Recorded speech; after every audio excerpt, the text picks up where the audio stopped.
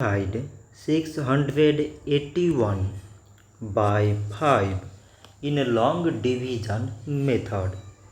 5 times 1 is 5. On subtracting, we get 1. So now we put down this 8 and it is 18. 5 times 3 is 15. On subtracting, we get 3. So again we put down this 1 and it is 31. 5 times 6 is 30. On subtracting, we get 1. So now we have no any other number to put it down.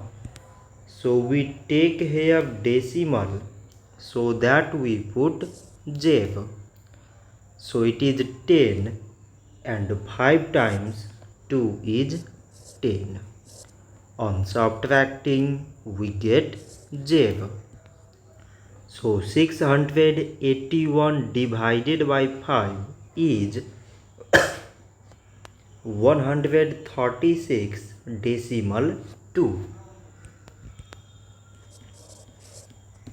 So this much for today and thanks for watching.